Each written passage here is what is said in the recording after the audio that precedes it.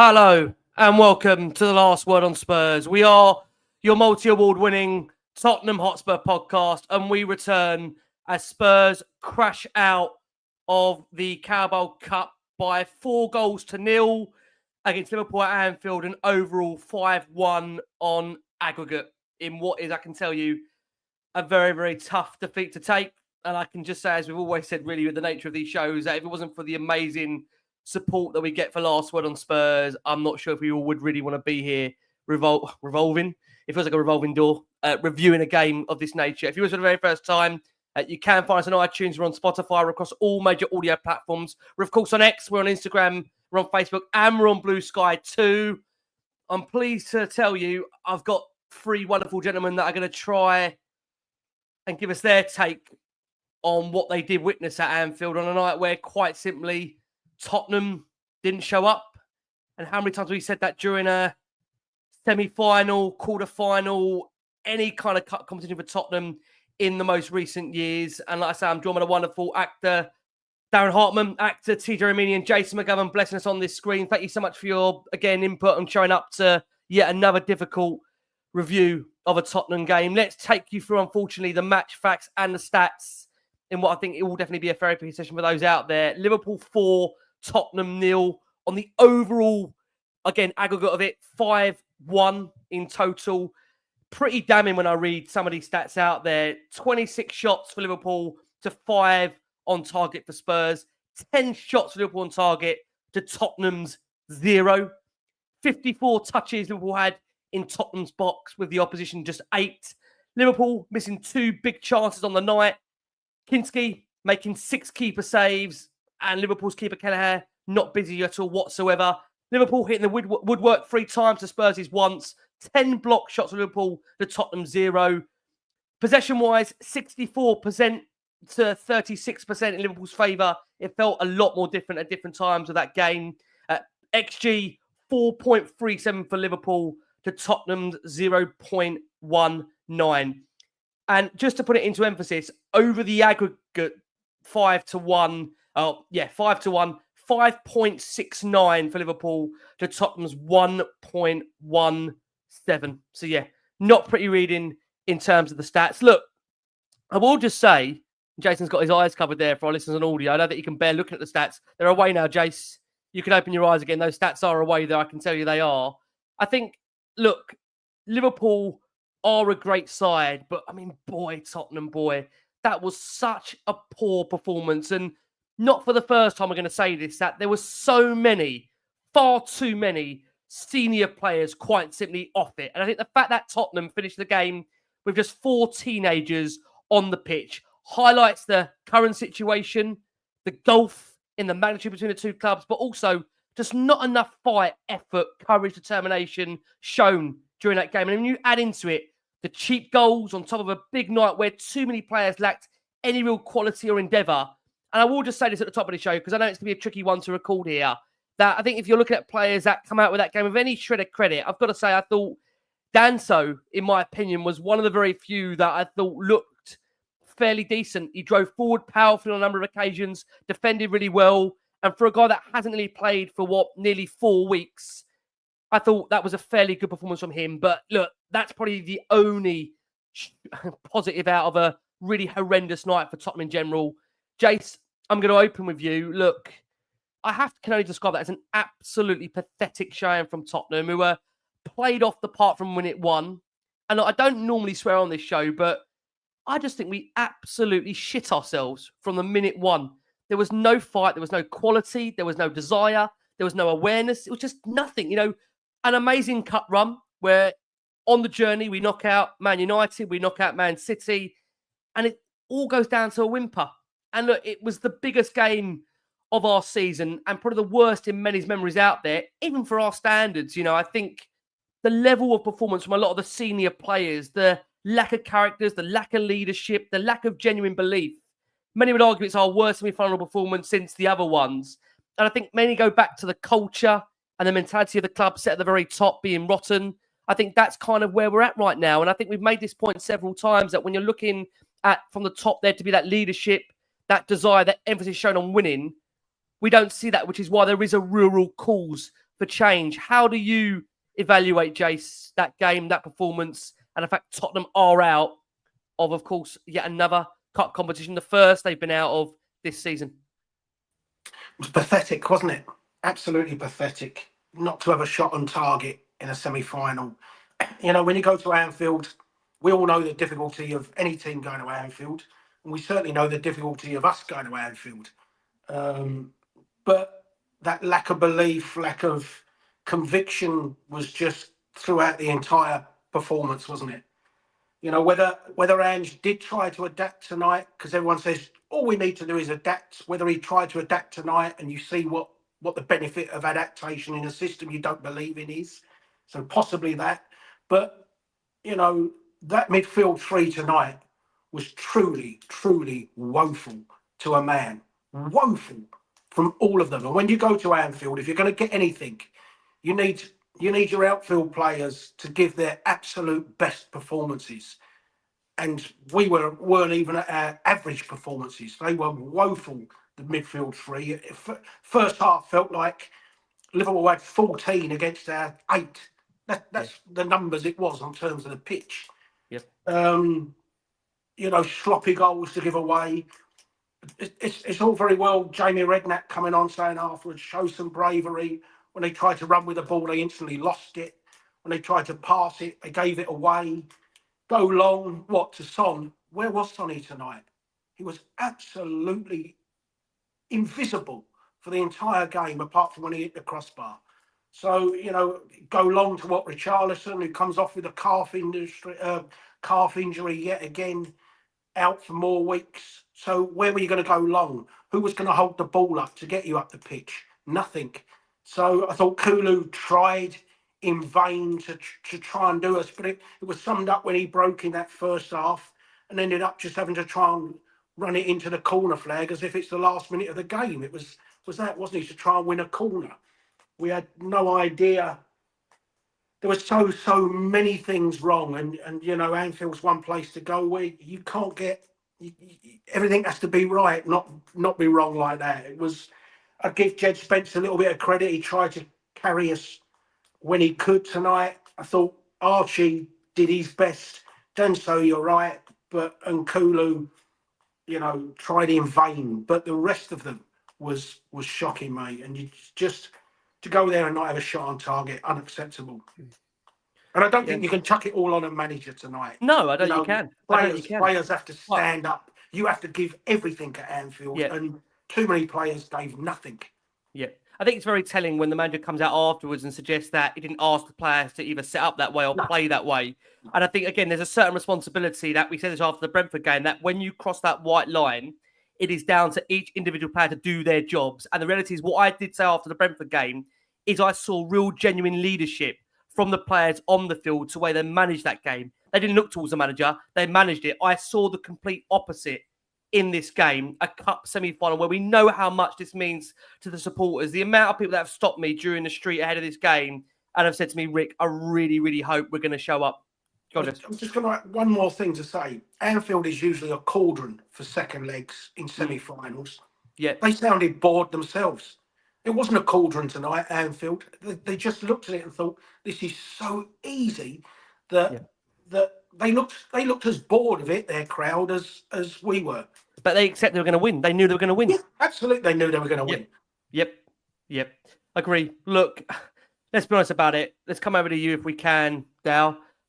No shots on target. It's the first time that's happened at all this season for Tottenham under Ange Postecoglou. And I think you have to feel for the 6,000 fans in the away end, completely let down. There'll be that argument again, the likes of Jed, Archie, Bergvall can hold their heads in shame. But all that work to take a 1-0 lead to Anfield and to not turn up. You know, we've said this so many times in semi-finals that it's utterly spineless and losing is always disappointing. But it's the manner of it, Dal. You know, it's an unforgivable nature in a semi-final that we didn't look at it.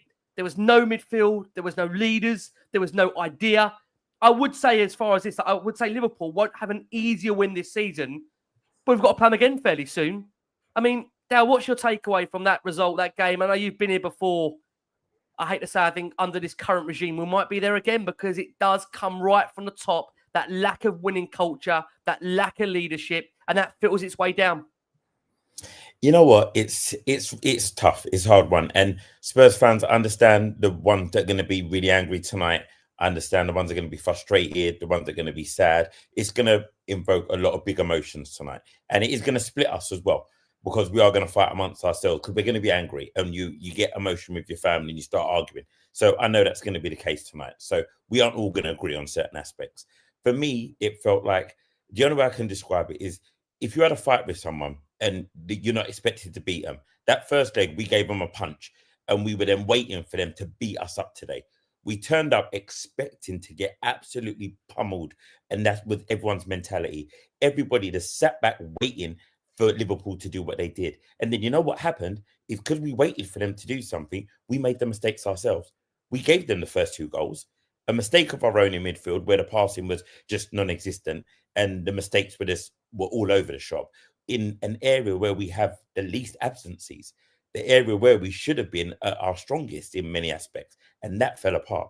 And then we had the penalty that we gave them. So we made our own mistakes, but we made it because our mentality and the mindset, what I saw, obviously I don't live in anyone's head, but what I was seeing on the pitch was a team that came out and from minute 1 went, go on then Liverpool, hurt us. You're coming to hurt us. I don't know when it's coming, but I'm just protecting myself from this hurt, and you're going to do it to me. So I'm just going to prepare for it. And that's not the way to set out. And I agree with Ange, because I don't think any manager is going to send you out like that. He's never going to give you that mentality to go, just wait for them to get us. But what happened was, I think the players were in fear. And I think that may come because there was a lot of youngsters out there. There's lots of inexperience out there. You also got to look at, we had a back 4 that consists of a debut, a centre-back that normally plays at left-back, a right-back that was a left-back, and a left-back that's a centre midfielder. It's all over the shop. And then you've got a brand new goalkeeper who's got a brand new back 4 in front of him. So it's all a mess. And unfortunately, that's the mess we're in. And we can't complain about it because that's what it is. We knew that before the game started. We knew that's how it was going to be. January, we didn't do enough. Summer, we didn't do enough. So this is the mess we find ourselves in. And it's frustrating. It's annoying. To make it all the way to a semi-final and to give that as the final performance is so disheartening, because we all lived in hope. We lived in hope. Like in that first game where we landed a punch that gave us hope. We wanted one today. Give us hope. And nobody gave us any. Son hit the crossbar. Okay, he had a moment of magic, which is in him always, but he's non-existent now. Richarlison wanted to run his socks off. He runs for 20 minutes and he's hurting himself. That's the sad reality of his situation right now. And then you've got a lot of other players. Jed Spence trying, but it's just not enough. And that's what we realized today. It's not enough. We're not enough. The squad's not enough. I'm still saying that Ange maybe, but right now he couldn't give us enough. The board hasn't given us enough, and we're stuck where we are. It's the bubble pop tonight, and it's a sad place to be. Dal, I think you've summed up how many do feel out there. T, to bring you in, I know how much you're looking forward to this game. And I think for many out there, look, they pin their hopes on cup competitions like this on Sunday. Many called it a crunch week. I think Jason, when he took the words out of my mouth in what he said, I don't want to repeat it, but it's down on what I was going to ask you, that it just really felt that Tottenham was so easy to play through, despite simultaneously proving a real poor outlet going forward. You know, the kids, I thought they had so much to do with the heavy lifting at certain points during this injury crisis that I think the senior players that I look at in this squad, and again, I don't mind naming names, you know, the likes of Heung-min, who's meant to be the captain of this football club, I'm just not seeing enough right now. I'm looking at players like Benson Core. This is meant to be a season pro that hasn't had, you know, a massive amount of games this season due to, of course, having that ban in the middle. And, you know, irrespective of the injury crisis, I just feel a lot of these senior players have allowed them to sink and drown. And I've said it before that at times, our lack of footballing IQ is absolutely baffling. You know, there'll be many that will be suggesting we're miles off it. We didn't really lay a glove on Liverpool. There was not enough passion, enough desire, almost just waiting to get beaten. You know, I just felt at certain occasions there was too many passengers on the pitch. And we've spoken about the lack of leadership. And all I can say is for those out there that watched the other semi-final tie against, obviously, between Newcastle and Arsenal, look, different kind of game because of the nature of the fact Arsenal were chasing a game. But Newcastle, when I watched the effort, desire, the determination, the fight. Every player on that pitch wanted to win. I'm not suggesting that our players as a whole didn't want to win the game, but I didn't see that leadership, that belief out there that we were going to win it. And the thing is that we went into the game with a 1-0 lead. But I refuse to believe it now. And the reason why I say it's about Ange Postecoglou, we'll bring into comments shortly. I've been the first one to criticise Ange when it comes to tactics, when it comes to the way we set up. But Ange just come out and said, he didn't ask the players to set up that way. I honestly think what I said in the first minute that I opened the show, the players for me absolutely shit themselves. They shit themselves. I mean, how do you feel, TJ, about that performance and result? I feel like the rest of us feel. Well, like most of us feel, because like Darren said, and he's absolutely right, as he more than always is, we are going to be divided tonight as a fan base. People are emotional and we're feeling angry and frustrated and embarrassed, to be honest. Like, that was embarrassing to have such a gulf in class between two, dare I say it, big teams. Because we are Tottenham Hotspur. You know, we're not a lower league team. We're not a lower league team who went to Anfield with a heart and head full of dreams and thought, you know, maybe we write our name in the stars tonight. And it didn't happen and we were put to the sword, you know, Tottenham Hotspur. And so I thought for the first 30 minutes, our back line, I thought, were really resilient and really structured. And again, a makeshift back line, you know, our arguably second choice goalkeeper, our second to third choice left back, second to third choice right back, centre backs, all the rest of it. Right, Danzo, his first ever game in a Tottenham shirt, and I'm sure we'll talk more about him later. But I was delighted with him and for him, and so we were resilient. But you said before, Rick, you know, this was a cup game that we were 1-0 ahead arriving, and that we could win. The thing is that the attitude right from the kickoff is that we had no chance. And so Yep. I don't know what it's in the head of these boys. And there is a culture at Tottenham. And again, we've spoken many times before, and I've spoken many times on this program before about the upper echelons of sports. And I do think that the truth is with this sport, because it's the most followed single thing on the planet, more people are into this sport than any other thing that exists on earth. And so the margins are so minute. And so if you are looking for a 1 or a 2%, or perhaps even a fraction of a percent, your mindset that we cannot win here, that's going to do you 10, 15%. And so it was just a matter of time. And we all knew that. The players knew that. Ange, he's come out, the first thing he has said, I did not set up the team to play that way. And so, of course, people are going to scream Ange out, and they're going to scream at us if we're not Ange out. But again, I'm going to say, what can a manager do with that squad? Brother, when you put the two teams up on the screen, I'm looking at their bench. I'm just going to, for the listeners on audio, I'm just going to go through the midfielders. Endo, Diaz, McAllister, Chiesa, Elliott, Jota. That's on their bench, right? And so any of those players waltzes straight into the Tottenham starting 11. I'm so disappointed with Bissouma. I wanted to love him, man. I really wanted to love that guy. I was always a big fan of Benton Kerr. Both of those were not only anonymous tonight, they actually hurt us. They hurt us more than they helped us. You know, sometimes when you're playing and, you know, there's a guy in your team, or maybe a couple of guys in your team who are, you're so bad, you kind of say, you know, I'd rather play with 10. Because the thing is that if they are in a position of responsibility right in the middle of the park, and you can't but help think, well, surely you're going to make that tackle, or surely you're going to complete that pass, or surely you're going to make that run, and they don't, it really, really hurts you. So I'm so disappointed. Last thing I'm going to say as well is that I know from speaking to my mother-in-law throughout the game, is a big football fan, Scottish woman, she's football crazy. And my boys on my Tottenham pod, my Tottenham chat, I know that also the commentary was so negative tonight from Ali McCoist and Alan Smith, and that doesn't help either. So I'm so sorry that you guys have to endure this endless tirade of negativity about our club. Over here, they were far more complementary. But I'll talk a bit more about that later if it's relevant. I'm so sorry, gang. I'm so sorry that we're in this position again, but we'll do what we can to lift spirits across the board if we can. We know on that point, I think many out there, when you talk about the gulf between the two clubs, Tej, there'll be an argument there for those that, if you want to feel even worse than what you are right now, Liverpool have literally done the rebuild Poch maybe wanted to do with Tottenham. They are doing it, and they had a team that had won everything and are going to have a second cycle of success. You know, we didn't strengthen to win, and that's the reason why we're miles off it. You know, it's tough right now. We've conceded 10 goals against Liverpool, you know, overall so far this season, and we've still got to face them again. And there will be a lot of questions asked. There's no doubt about that. And I think, again, I have to ask you this, Jay. I think Tej refers to the commentary over there. Obviously, for those in the UK, they've had to listen to, after that game, Jamie Carragher. They've had to listen to Jamie Redknapp after the game. I just want to get your take on what some of those guys have actually said after the game, if you don't mind.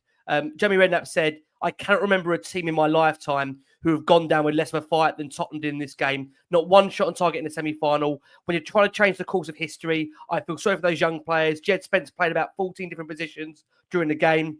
I've never seen anything like it. You've got young men like Gray and Bergville who should have been looking to the leaders in that team to make sure they set the right tempo. They didn't do that one bit.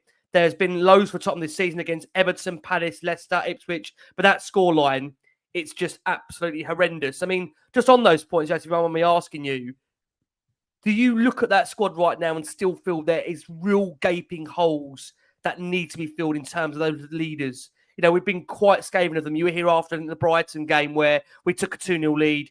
We allowed it to slip in the magnitude we did in the second half. How many players are we off it here, Jace? You know, jokingly a few years ago, you told me we needed 17 new players on the Love Sports show. Do you remember when you said that to me? I'm not going to say you think... Do you think we still need 17 new players? Yeah, I mean, it's not 17 anymore. It's probably 21.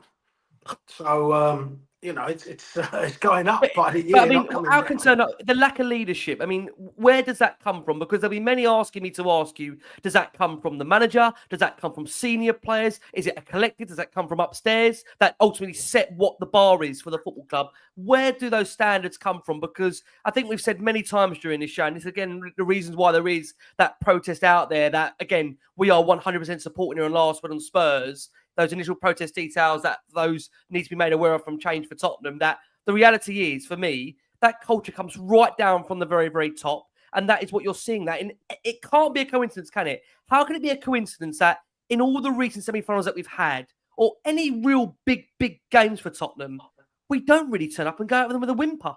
Is that a fair point there to suggest that? Yeah, I just addressed one thing TJ said just before that. TJ's right about Liverpool's bench. But their bench didn't come on and change anything tonight. They didn't even need just their bench. gave them a run out, didn't he, Jay? I mean, he literally just brought players on just for the sake of giving them a game. It's like, boys, this looks like fun. Do you want to go and have a... Yeah, go on then, boss. I think that would be a really valid point if we'd have got to an hour and we were 1-0 up or level at 0-0 and working them hard and they thought, shit, we need to change anything. They didn't need to change anything. They could have brought the tea lady and the cleaner on, couldn't they? I mean, you know, so I get what TJ's saying, but I was just going to say that, it's a weakness. We're insipid in so many of these games. And this is why, you know, some will blame the manager tonight, but we've been insipid like this in semi-final after semi-final, with the exception of a bit of fight in Ajax. But the home leg against Ajax was insipid, wasn't it, that night? If you remember the first leg, we've got to 3 cup finals of recent times. I think we've had 2 shots on target in 3 cup finals. Big players in cup finals like Sonny, like Harry, never showed up in any of them. You know, it runs through the entire club. Doesn't matter who the manager is. We've had great managers in that time. We've had winning people.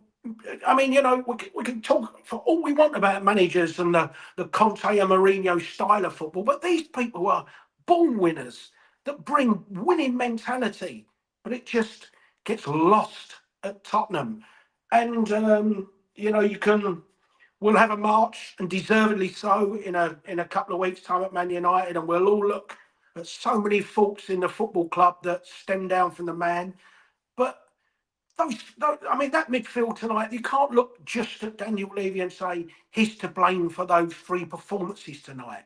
But it's maybe it's a subconscious thing that there's just a total lack of belief. And I hate the Spursy tag. I really do, because I think it's such a lazy tag. But you totally understand why it's thrown at us tonight.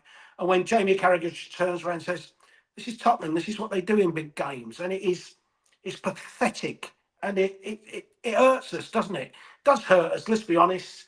But 95% of what those pundits were talking about tonight, can't disagree with. I mean, you can't possibly look at anything of a positive thing, or they're just saying what we all felt tonight. And we was embarrassed. It was an embarrassment watching that as a semi-final. Like I say, if Liverpool come on and we're 1-1 at an hour and really into it, we've had a few shots and the keeper's made a couple of saves and Salah comes in with a worldie, do you know what? That happens at Anfield. That can happen. But like I say, the damning indictment is their crowd were bored.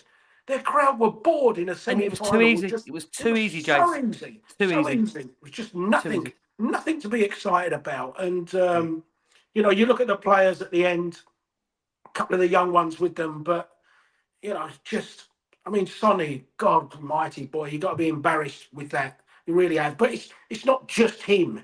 I'm not singling him out. There was just shocking performances from so many. And all that togetherness we saw at Brentford after the game when they were called together. Yep. So, you know, it's hard to go to Anfield. Yes, absolutely. And for Tottenham in history, Bill Nick never went there and won. But again, just for context, we know how difficult it is that we've played 28 there now. We've won 1, drawn 7 and lost 20. And we've lost. We are one of only 2 or 3 teams who have beaten them this year. We're one of only 2 teams to keep a clean sheet against them. So you had to go with something in your system that says, well, do you know what? We did do something, so let's give ourselves. And we go there on the back of a clean sheet at Brentford, where we did fight. But, I mean, you looked at that Tottenham side tonight and you just thought they've lost their previous 15 in a row. With just nothing in them, no belief, nothing to suggest that we were ever going to get anything. It wasn't. Darren, I need to come over to you if you don't mind. Look, we refer there to some of the British pundits that TJ was referring to.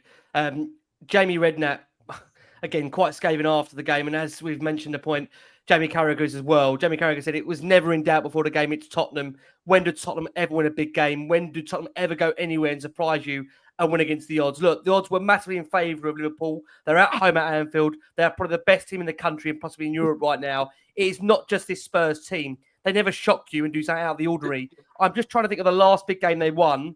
And I probably have to go back to that Ajax games in the Champions League semi-final. And they were very, very lucky in that game. They got battered in most of it, as Jason actually alluded to there. Jamie Redknapp then followed up and said, I have seen squads that Tottenham have had recently been beaten by Ipswich, Leicester. And he referred to the fact that Ruud van Nistelrooy would have loved to have had that Spurs team beforehand. And they still got beaten. Palace beat them. Everton beat them too. Everyone just seems to find a way of beating this Tottenham side. He went on to say that the manager's tactics absolutely baffle me. I mean, Dad, just let you come back on that point. If you want to defend Ange, if you don't want to defend Ange. Just going to say, just on Jamie Carragher. Oh, I was going to go to the same place. Go on, Dave. As he says that, has he forgotten 3 days ago, he sat in the studio and said, Spurs will concede at least 3 and they got no chance of winning. Yeah. There you go. So he's got a short memory, but I know what he means. That wasn't a big game in the sense, but... Yeah. But to follow on from that, Jace, it is that thing of it's opinions. And we all have opinions. And sometimes we make a big statement like Carragher's made tonight. And like we do, we hold the receipt and we go, hold on. Last week, you said something that contradicts what you're saying right now. But you put the big game tag on it, which will kind of shift the opinion. And that's where as fans, we've got to have a little bit of nous. Like they shoot down Ange and they say, okay, I'm baffled by his tactics. I don't understand. If we had done Ange ball tonight, which they always want to attack, if we had gone gun-ho and we got the same 4-0 result, they would have gone, he's an idiot. How did he go to Anfield and think that we could play out and play that way? They were open all game and they ripped into us. So it's kind of damned if you do, damned if you don't. Because tactically, if we're going to go with what we saw, Tottenham tried to hold on. They tried to hold on for dear life and it didn't work. So it's so difficult because right now, I can understand the frustration because people go, it's Ange. Ange is the problem. He hasn't got a clue. He's clueless. He wants to play handball. It doesn't work. He's got players that have been broken by his system. Hamstrings are pinging all over the place because of the training methods, and they're going to hang him by it. And I get that. You can have that standpoint. Then the other standpoint, again, he's got all these kids. He's trying his best to integrate them. Hasn't got his best 11. He's doing the best he can with this. Let's just support the guy as much as we can, get to the end of the season and make best do with what we can. So it's going to split all over the place. Punditry, as I say, is as much as what we do. It's emotion driven. And we've got a moment where we've got a huge fan base and we're never going to be able to please everyone. Everyone's going to have a division. And what I'm going to say right now, there'll be 35,000 people who disagree, 1 million that agree, 10 million who are impartial. And that's the nature of this game. It divides opinions. And right now, as Spurs, we've got a thing that we can do, and we're talking about how we try and move forward. We've got to find somewhere where we can all get on the same song sheet. And I think right now, there's elements that we can all be open with. Open with, we're not happy with how the club's being run. That's one thing we can be open with. Open with that we're all hurting, that we got to a semi-final and we didn't show fight. We didn't show passion. We didn't show belief. That is where we can all unify on and go, now what do we do? But is that driven from the top down? Is that driven from the top for you down? Is that driven from the top? That 100%. Lack of fight, that lack of desire, that lack of belief? I 100% go, that's right from the very top, because it's about an intent. Like a little thing for me, if we're going to go on the top, the fact that on transfer deadline day, we get a Beyonce announcement is bonkers. It's bonkers. The idea of football was not important to you on that day. To think our fan base is watching that Twitter feed or watching that, whatever social media you're watching, your email, you are waiting to hear Tottenham sign X, Y, or Z, but you get Beyonce. That's where I go.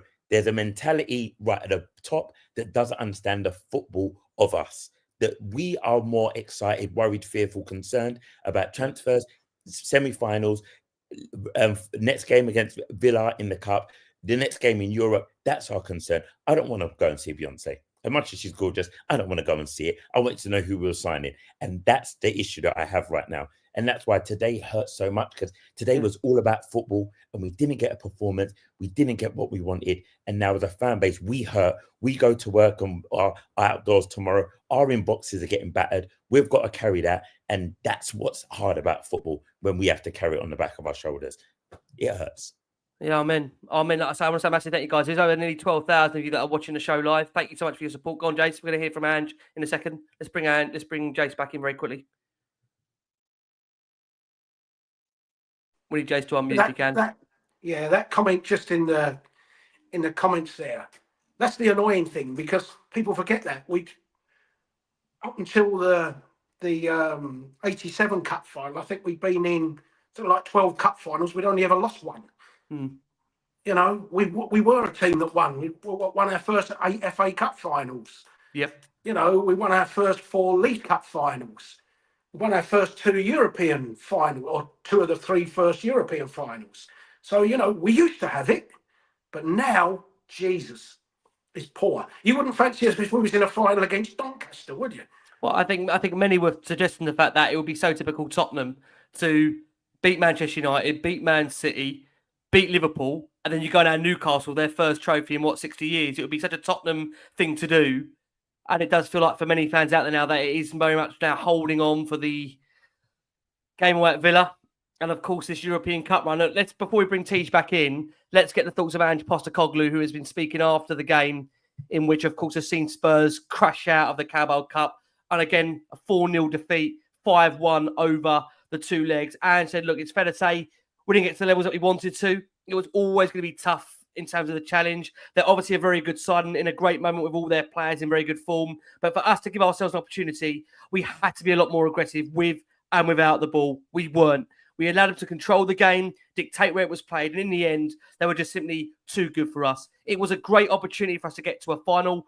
We didn't give ourselves a chance to get that opportunity, which is probably more disappointing. Ultimately, it's further learning and for us to atone for that by making amends with a strong performance on Sunday in the FA Cup tie against Aston Villa. And Postecoglou was asked his thoughts on what's happened with Richarlison. For those that missed it, Richarlison did leave the field in the second half with what looks to be a suspected injury, and said it looks like it's his calf.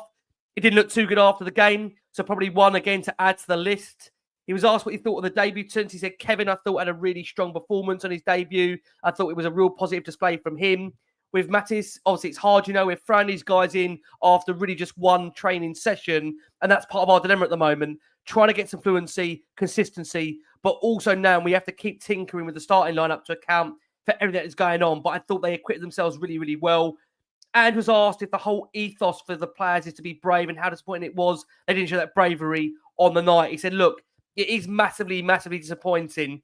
It's not the fact that we have to come here and get beat. It's a difficult place to come to, and they're in a great moment right now. It would be difficult for anyone to come here and win. I would have liked us to play more like who I thought we were, and I know that we can be. There is a lesson in there for all of us. It's the kind of fact that we veered away from almost that it became impossible for us to be the team we wanted to. And was asked, is it fair he can be judged right now with so many injuries? And he said, look, I don't worry about being judged or who is judging. I think ultimately it's my responsibility to try and get these players to play and to perform to the best of their abilities. I have to tackle the problems we have got at the moment, and everyone knows the challenges that we've got.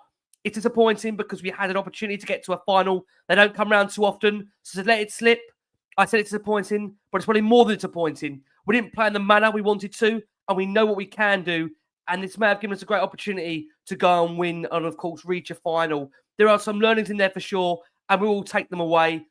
He was then asked to comment on Jamie Carragher suggesting that he can't remember a team going down with lesser fight than what he's seen. He said, look, he's obviously made that comment.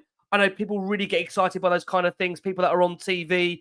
The reality is, look, I've got my job to do. My job is not to scan the TV or commentary on our games. My job is to manage this football club. And whatever people think or don't think, it's kind of irrelevant. It doesn't really matter. It doesn't really put any emphasis on what I'm trying to do or trying to build here. Everyone is allowed to express their opinion. My view is that I don't really need to respond to that or be affected that because I don't care. Whether it's Jamie Carragher, Jamie Redknapp or anybody, it doesn't bother me.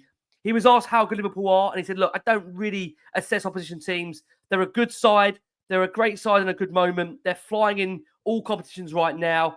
And Ange was asked to come on to the final couple of questions. Despite all the injuries, did the players really feel it was there for them? And he said, look, I think they understood the opportunity for sure. The reality is, as a whole, when you're out there and it hits you, it's a bit different to maybe what you envisioned in your head. We'll learn from this, but the major lessons to learn is that we can't go into games like that looking to protect or try to get results in any other way than what's got us to this point. I'm sure the players will learn from this. I'm sure they're disappointed. As much as we've missed an opportunity to get to a final, what's probably hurting more is that we didn't really give ourselves a chance with the nature of our performance. We set the team up, and our intent to go out there was to play the same way we normally try to play each and every week. We were trying to put pressure on them and unsettle them, but it never really materialised. We didn't really have that conviction when we had the ball either, which allowed them to get control of the game. So a whole manner of things that we didn't really do what would have given us at least opportunity to get past this stage. I mean, Tees, you need to bring you on those comments there because he's alluding to the fact that the players didn't stick to the plan. What's your takeaway from that presser from Ange Postecoglou there? Because that's quite strong words to suggest the players didn't stick to his plan. What do you take away from that? I mean, listen, he's typically a manager that doesn't throw players under the bus. You know, he did it once, right, with Timo. But I think that he was not surprised, but he was as annoyed and frustrated with the profligacy in possession and just the lack of conviction and effort from the players that we all were. The thing is, as well, is that to Darren's point as well, right? When they came to us, we gave them a bit like a stiff jab. You know, we didn't knock them down or anything, but, you know, we just kind of, bobbed and weaved and boom, just threw a little swift, bloodied their noses, and that's how that contest finished. And the thing is with that game, we threw everything we possibly could at them. And again, I've said this so many times on the show. I'm sure there's, millions of football fans all over the world, right, who know this, that in this sport, you often are rewarded just for industry, effort, application, and attitude. And all of that was missing tonight for whatever reason. Just turn up and have a go. And again, to Darren's point, like this is a cup game, right? It's kind of a free hit. So hit, swing, swing and give us something. Give us something. Yeah, like Jason said, man, like come out all guns are blazing, see if we can, maybe they score. Okay, we're 1-1, and then Salah does what Salah does, and we go down. Okay, fair enough. We're not going to be complaining about that. Like a really good friend of mine, another North London boy, lovely lad, Tottenham, obviously, lives out here, Rob Weston. His dad, like his old dad, like his old man, flew in from Australia and sat in the Liverpool end to watch that game tonight.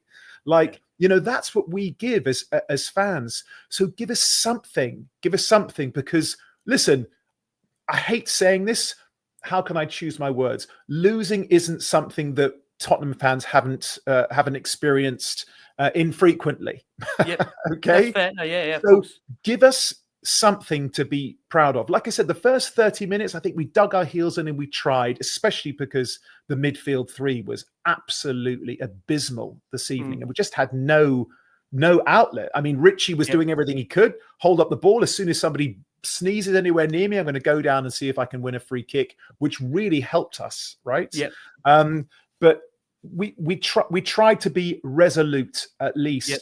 But so go in at halftime, 1-0 down, 1-1 on aggregate, and just go, listen, let's stop giving the ball away. Let's have a little bit of belief. And I tell you what, lads, let's just not give them an inch. Just don't give them an inch. Like Tamworth didn't give us an inch. And how many places are they below us in the English league system? I don't know, 50? How many places? And so are you telling me that Tottenham Hotspur, with the bit between our teeth, like wanting to win every 50-50, wanting to be first to the ball, wanting to win our headers, wanting to complete our passes, we might have been able to do something tonight? And I just saw none of that, man, in the second half. And that's why I'm so frustrated. And I think why Ange is saying what he's saying. You know what, Jess, I have to ask you, because again, look, there's so many comments right now that are, again, for Ange, against Ange. And, we've got so much we're going to discuss tonight in terms of the game that I think at the moment it's a redundant conversation, because you can never please anybody on that debate. But for those that are suggesting that if there's a case where he didn't like what he saw, change it. West Coast Spurs here. I mean, what is he meant to do with that bench at the moment when you look at Liverpool's bench? I mean, I just want to let you to come in on that comment there for you. What can he do in that terms of that team that he's got when you look at the bench options there? What do you take away from that comment there, Jess? If I'll let you respond on that comment, if you don't mind me asking you to do so, we'll just get you to unmute. We've got you. Well, like I say, there's not many options to come off the bench, is there? And go long. Well, can't hold the ball up. No pace in behind. What do you want to do? There's no Solanke to hold the ball up. There's no Johnson to bring off the bench to try and get a bit of pace. There's no Maddison to try and get his foot on the ball and try and dictate in midfield. Everyone wanted us to go solid in midfield. So, okay, let's bring Kulu back and play him as a 10, in which case who's going to come on the wing? So, and plus the fact, at the end of the day, you are up against a really good side. Let's not forget you're up against as good a side as there is around. Again, it's not to make excuses, because I've said how bad the performance is. We are also missing 9 senior players. Again, can I just be clear? That's not me sugarcoating the shitstorm that I've seen in regards to this game. But I think when the manager is coming out and telling you the players did not play the way I wanted them to, I mean, what more do you want? I don't know what he can say. Maybe what he could have changed to is to try and get them to play as he did want them to play. But, the people that will be critical of the manager are the people that are being critical for no adaptation. Well, they've had their adaptation at Everton and they've had their adaptation tonight. And it's just because the adaptation, they think, is just click your fingers, adapt and we win. Doesn't work. And rather than accept that, it's right, let's find something else to blame him for.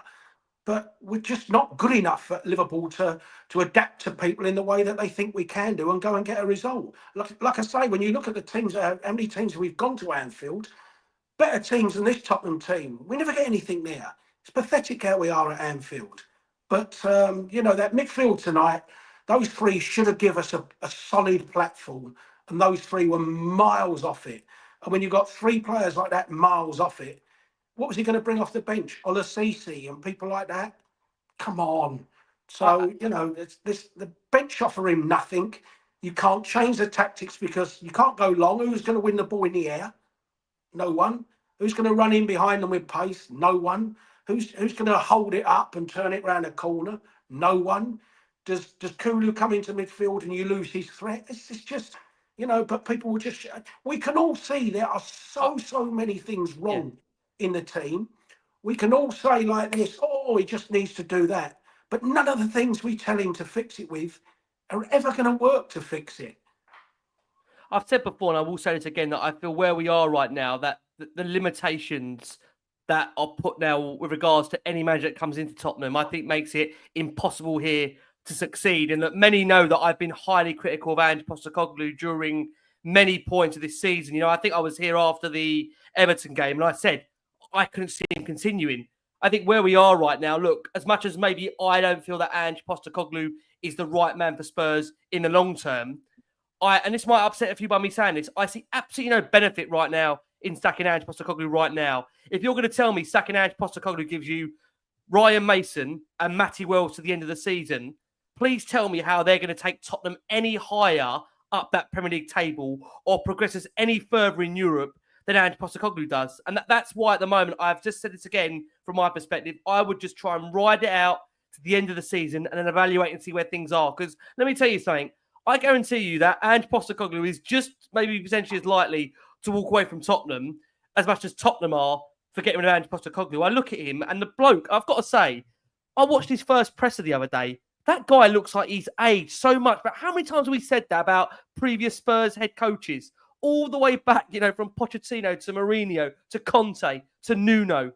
You know, I just where we are right now, I just don't see any real case that gives me any confidence that Ryan Mason or Matty Wells are going to take Tottenham any further forward at this point in the season than Ange Postecoglou. Because I think everyone needs to get this into their head.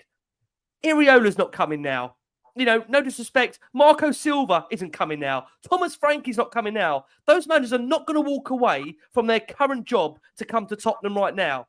That is the reality. So what does everyone want at this point in time for those that want Ange Postecoglou to leave the football club immediately at this second? Because you're not going to be able to attract a manager of that standard. And I honestly believe, in my opinion only, and again, just my opinion, I don't think you see any more from Matty Wells and Ryan Mason that will take over tomorrow that will get Tottenham any further forward than where they're going to be this season. Is that how you feel at the moment? Or do you feel any different to what I've said there? Just so people have that tap and take on the manager that they seem to want to have. I've said this to fans who have approached me on the street, wherever, who say they want Ange out. I go, tell me who you want. Tell me who's coming in and what they're going to bring differently at this stage.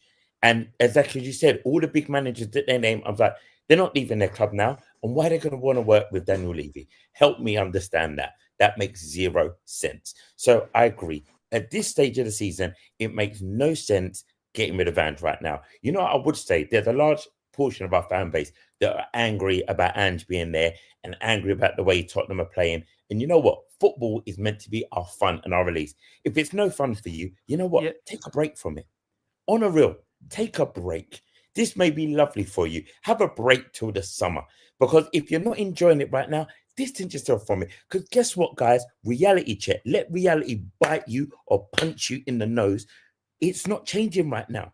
Nothing is changing. We're not sacking Ange. As you quite rightly said, Rick, he may walk away because the noise is getting louder, the anger's getting bigger, the frustration is being heard everywhere. And right now, Levy's not walking away. So the man in the middle of all of this is going to be Ange. He will get it because we can't get rid of Levy. The players aren't going to be able to go anywhere. So who gets it? The manager, the man right in the middle of it, who we squash, who, as you quite rightly said, has aged dramatically through this time here.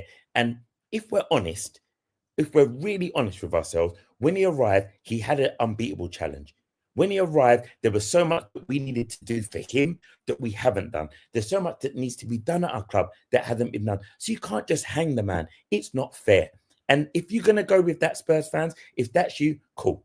If that's how you want to do it, cool. I can't teach a man how to live. Live your way.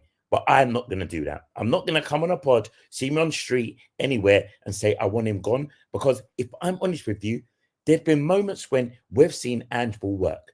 There've been moments when Spurs have looked good. And there's been moments when we've all been singing his praises. So it's not like the guy's clueless, an idiot, or a fool.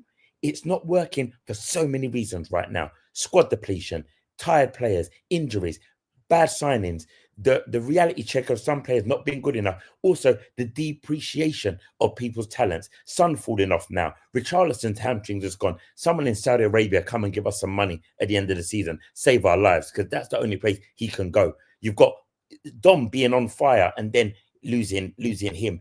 There's so many elements to this that are not Ange's fault, but of course he has a percentage. I'm never going to sit here, talk about him and not say he has a percentage, but I'm not 100% killing the guy. It's just not fair. I just want that point there. Paul saying here, Ricky, you said a few shows ago, it's not our job to name a manager. What you worried about, it's down to Levy. That's what I'm worried about, to be honest with you, in terms of having already identified replacements. If anybody's seen anything by our January transfer window and the nature of how chaotic and nutty that was come the end of it, can I just say on this point, please tell me out there, if anybody thinks Tottenham have ever got any kind of backup plan to bring you in here, Tej, because this debate, I want to move away from this debate. The reality is that for anybody who thinks Tottenham have got some kind of backup plan behind the scenes, that they've got all these names lined up as successors or replacements to Ange Postecoglou, I don't mean in a disrespectful way. Please have a reality check with yourselves. Ange Postecoglou had to get on the phone to get Matt's tell here on the final day of the transfer window. So please tell me if anybody thinks in their right mind that we've got some kind of backup plan. Reality is there is no plan. And I just want to make it very, very clear. I think where we are right now, there is going to be, in my opinion, no alternative manager that would come in and take this Tottenham job. If there was other profiler managers that I think were available that could do a better job, yes, probably I would consider a change. But there isn't right now. I just think where we are, to let you finish on this point, and we're going to move on, is that there is no benefit, in my opinion, right now, sacking Ange Postecoglou where we stand right now. There's no benefit, in my opinion. There is no alternative manager out there that would take Tottenham over right now that, in my opinion, will take us any further forward than where we are right now. You're looking at Matty Wells, Ryan Mason, probably to the end of the season. Have they got a better chance than winning the Europa League or taking Tottenham further up the league than where we are? I don't think so. Tej, have your final word on this debate for us if you can. Listen, I agree with you, bro. And look, right at the top of the show, Darren, again, he said, listen, man, we're going to be emotional tonight. Tempers are going to flare. We're going to disagree. I understand that.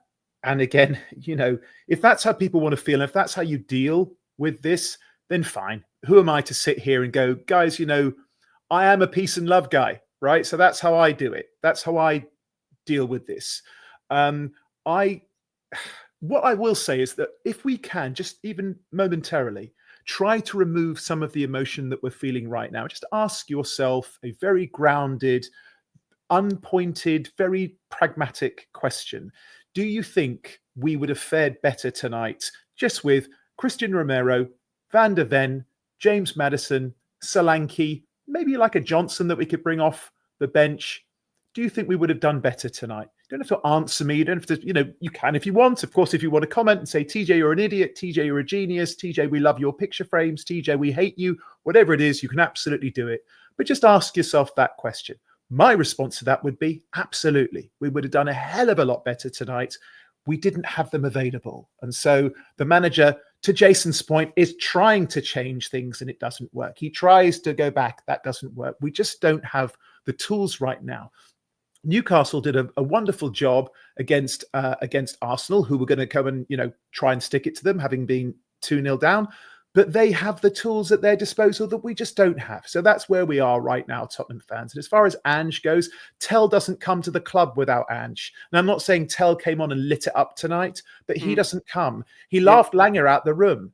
Levy had to fly over there. And again, I'm telling you guys, I don't think Levy flies over to Munich unless we as a collective, and I say we, all of us Tottenham fans, whether you're agreeing with me or disagreeing with me, we have put enormous pressure onto Levy personally and the board and got his ass on a plane. I really don't think he would have done that unless we were quite so fervently after him. But it was Ange that closed that deal. So to your point, Ricky, let's move on. Again, people can hurl vitriol or hurl praise at us, but we have a responsibility to the viewers and the listeners to move on and talk about other factors of this game. And then, of course, the Villa game coming up. This is Ricky's show. He works really hard to produce it. Through the transfer window, he did a show every single day, and he's got a young family and a wife and other responsibilities. So let's show respect to him and allow him to craft and to steer the show in the way that he wants to.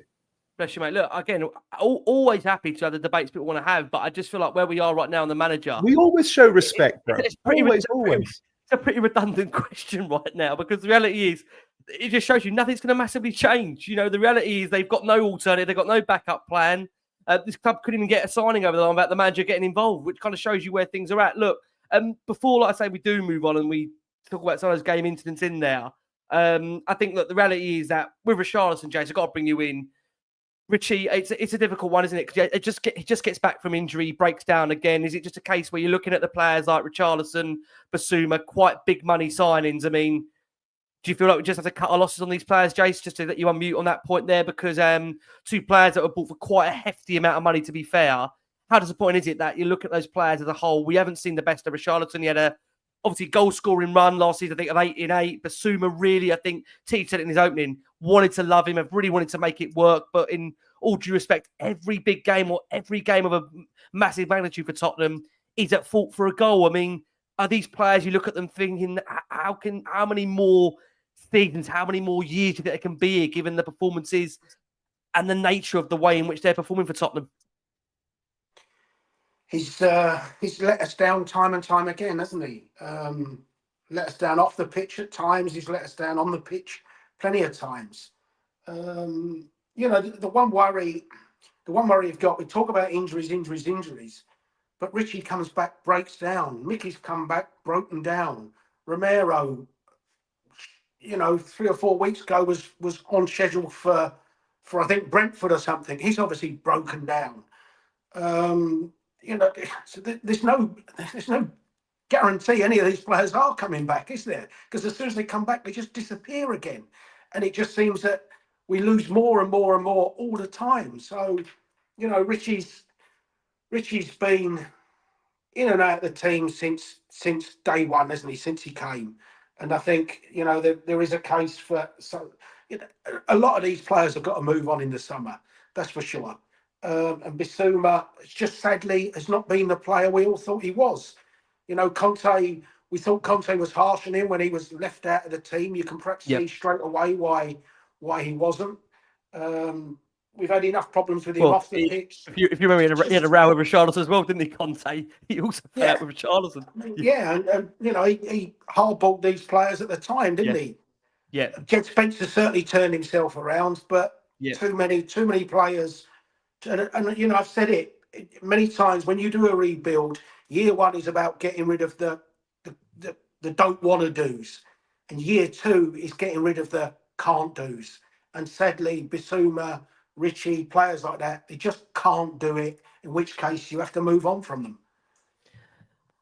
We do. I mean, Jason, there's one man I do need to ask you about, and I think you have referenced him a number of times during the show, but I feel like I need to ask you about where we are with Heung-min Son. I think, look, for many out there, some find it's an uncomfortable conversation to have, given the fact of just how big he's been for this football club and what he's given to us. And look, again, many will see him as a legend and love him for everything he's done for the football club. But I think you said in your opening, Jace, you said he was invisible during that game against Liverpool. I mean, in your opinion, where are we with Son right now? Are we coming to the end? Is his legs gone? Is it fitness? Is it fatigue?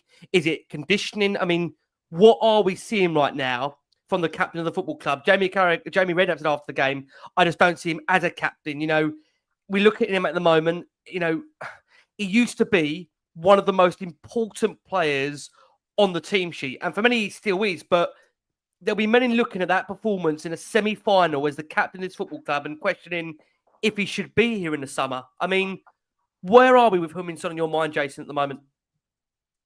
Well, I think when you look at his performances, they're nowhere near good enough. Yet, you know, even Sunday, I mean, I kept saying in our group, where's Sonny? But he creates the first goal, creates the second goal. So the numbers still aren't that bad, but his performance tonight was shocking. It's very easy to say his legs have gone and he's not the player. I don't know how much of it is fatigue. I'd like to see him genuinely when everyone else was back fit, just to see, and he'd had a bit of a rest or something like that. I mean, the Man United game comes when you've got a 4 weeks rest. Has he been overplayed when he's not on it? Today he just looked, but he was miles off it. I don't know if it's fatigue or it is simply he's done.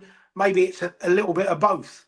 But it's very difficult to say where we are until everyone's back. But you know, there's parts of his game. I mean, you know, whether you're fatigued or not, he just didn't seem to. You know, you didn't see him running around the group today, did you? Geeing people up, trying to fix things. It was as if the game's past me. I can't influence it, in which case I'm not going to try and influence it. Very, very tough. Very tough to know how much is one thing, how much is the other. Yeah. I've got to ask you, Dal, very quickly before we do go for our next break. How uncomfortable is it watching Son at the moment? And again, a man that you've got such love for and such admiration for. But I think it's fair to say that it is quite hard seeing, with no disrespect, the decline of him. Is that fair? Because I'm looking at the man and he's not at that level that you know he can be. And I look at it now week upon week, and I do fear if we're going to ever see that Sonny again that was just so consistent with his goals, so consistent with his running. I know Jason mentioned the point there. He sets up a couple against Brentford, but the problem is it's been so far few in between in terms of that consistency, that frequency. Do you look at it down and feel that we're coming to the end of Sonny's time at Tottenham? Oh, you know what? Two questions. Son, he is on the decline, and that's fair to say. We can all see that. He's reaching. He's over the peak. He's on the other side. And as I said before, I think last time I was on, he's a legend. He's a club legend. And what I would love for Son now is that he doesn't have to carry the side. He shouldn't be responsible for carrying us. He's not our Mo Salah. He's not that player. And if you go back over your history of Son, every season he has this. He disappears. He has blips. He has games where he's lost. He loses games where his run of goals disappears, and then he gets hot again. He's a very up and down player. And I don't know if that is due to his emotions or if it's he just burns his tank out and it takes him a long time to refuel it. Also, I feel that this season should have been the season where he was an impact player. And what Son is great at, which I'm looking at, he's not an on-field captain. He's not the guy to cheer you up. He's not that person. I've never seen that in him. But he's good at the morale. He's great on the training ground. He has a high five and a handshake with everybody. He's great at doing that. He's great at the huddle. But on the pitch, when it goes, roll your sleeves up and show me something, he's just not that player. He's not. He's not going to be the one that you go, he's our outball. Kulusevski's our outball. But what we have in Son is it's one of those things that you take him off, like people saying he was knackered today, get him off. You look at our bench and go, who do you replace him with?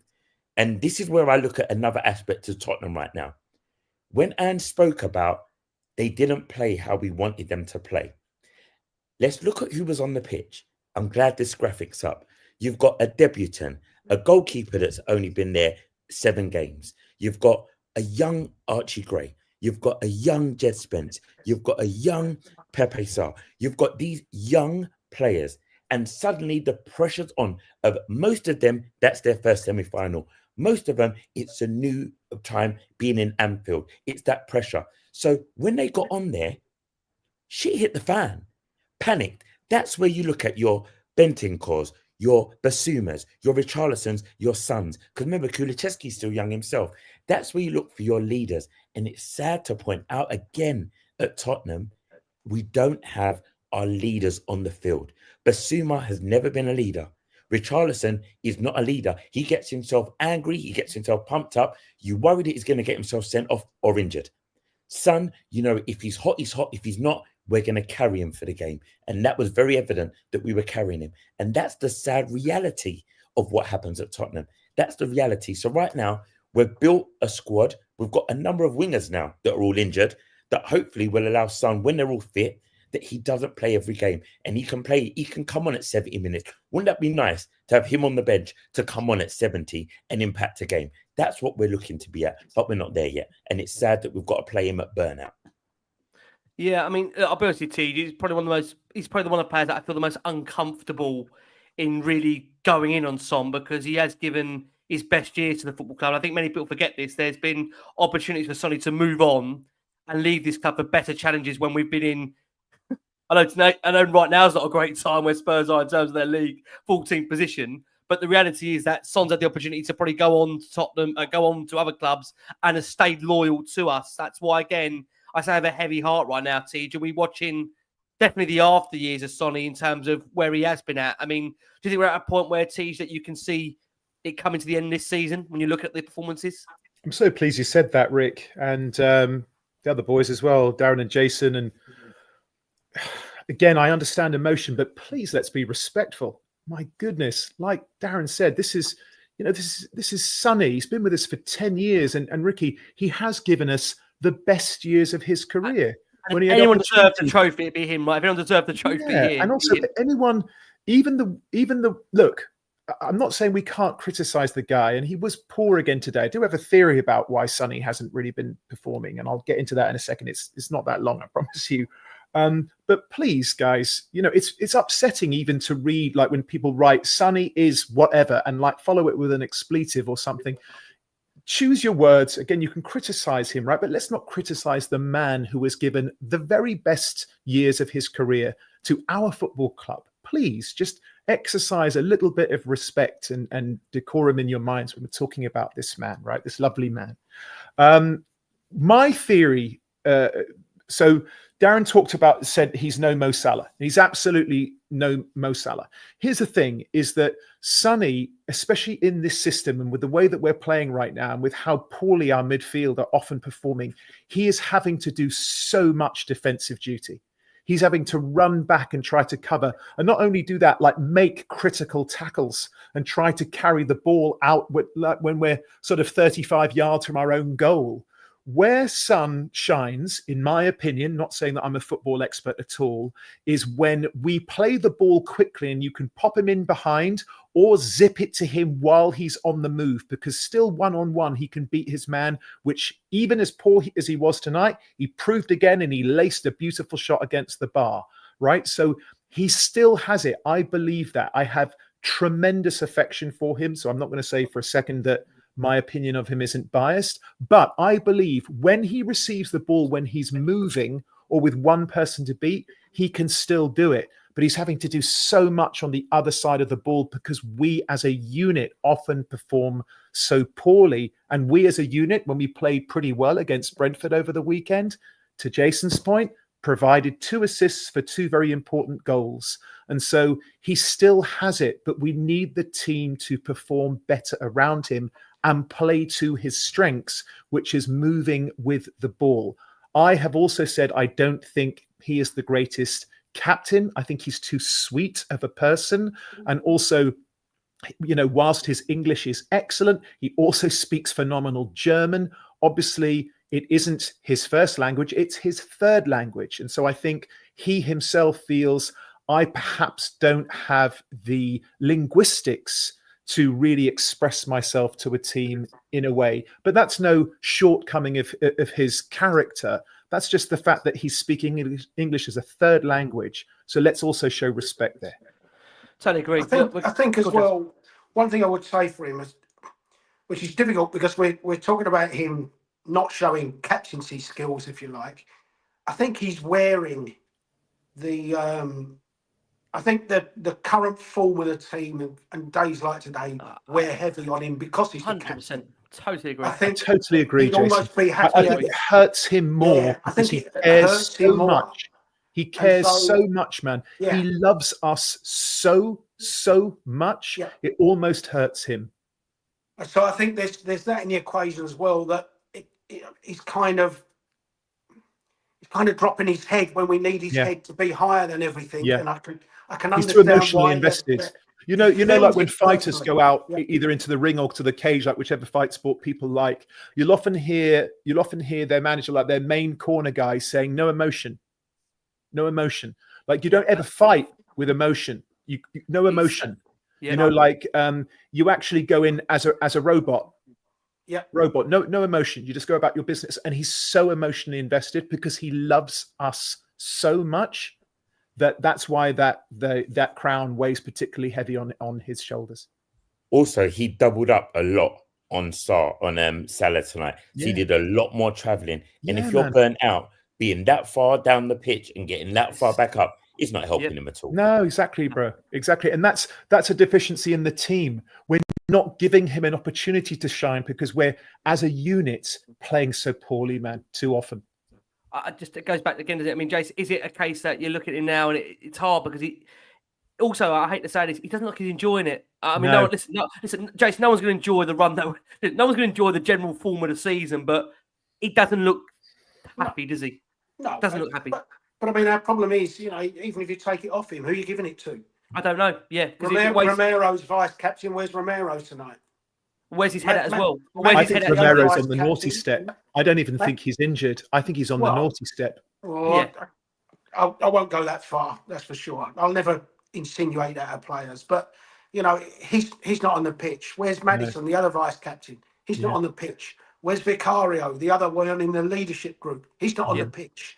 Yep. So, you know, it's all very well to complain about Sonny's captaincy, but who do you want to give the captaincy? Which one of the players in that team is, you know, they've talked about Solanke's leadership. Where's Solanke tonight? Not on the pitch. Yeah. No. So the only one out there is Kulu that's on there. And, you know, he's the only one we're all looking at. But let's be honest, which of the team as well at the moment is guaranteed a start? If you pick your strongest team, probably only Kulu.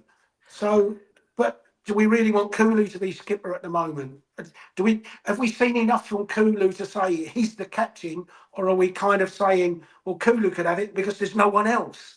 That's the problem that we're in. Yeah, but it says it as well, doesn't it? At the moment, I mean, Jace, we've said it here. You know, there's a comment there like Bentancur should be captain. What leadership did he show tonight? No, nothing. What leadership did he show in the summer by getting himself banned for 7 games? Yeah. Nothing. No. You know, when he came back for a couple of games and we had a massive game to come, what happened to him? He makes a stupid tackle when we're 3 or 4 down, gets himself suspended. Where's the leadership in that? So, you know, Roddy's shown no leadership leadership qualities, has he? This is a problem I've got. You look at someone like Maddison, for example. He sulks on the bench when he's not playing. It just goes back to that point for me that there's just... You're looking at Man City when we're 4-0 up. Great. Yeah, I know. But it goes back to that point, doesn't it? You know, with regards to the midfield last season, I think we had around 18, 19 midfield combinations. And the thing is where we are, Dal, when we're looking at terms of the team right now, and Jason said it so eloquently there, we are really, really struggling. It comes back to what we discussed at the top of the show, the lack of leadership, which comes right from the very, very top. And it feels like, as you said, this is going to be a continuous conversation, copy and paste, and a recycling until something changes from the top down, until something changes from the top. Yeah, 100%.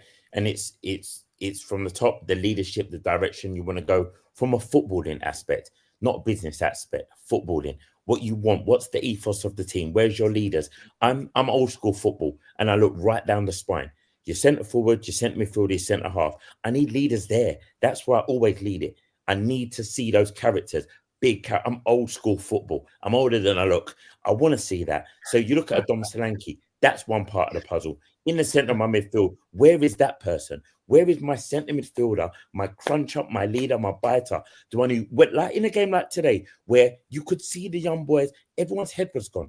Everyone was scared. It was defensive. It was fear. Yeah. You need someone to grab the midfield. It should have been your Bentancur to go, come here. What are you doing? Give me the ball. I want it. Be aware. Why are you letting him run around you? Come on. Your first touch is better than that. You want to see someone doing that. Then you want to Bergvall did that at 18, didn't he? Bergvall's got that in him.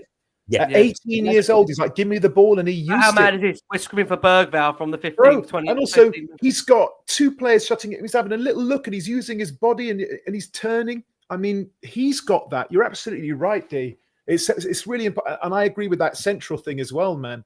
Yeah. You know, it's underlined. It's got to come from in there, because that's where most of the action is, right? Yeah. And that's where your confidence comes. And that's where it's the heartbeat. It's the center of your team. Like, I know there's been some people talking about our keeper tonight, not having his best game, not being safe, etc. But that comes down from your spine. He's a goalkeeper. How many different pairings of centre half has he had?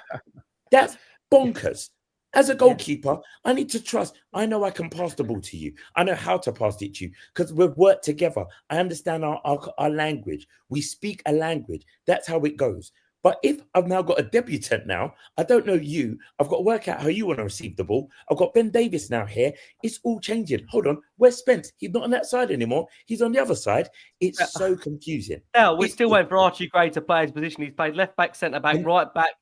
You know, he's played every position by the one he wants to play. Happen, he still never got to play centre midfield. He still got to play centre midfield. I know. Look, we're going to squeeze in our next break of the show for our listeners and audio. I think that we keep alluding to this, and many will feel the fact that I know a lot of people feel the way we feel on this show.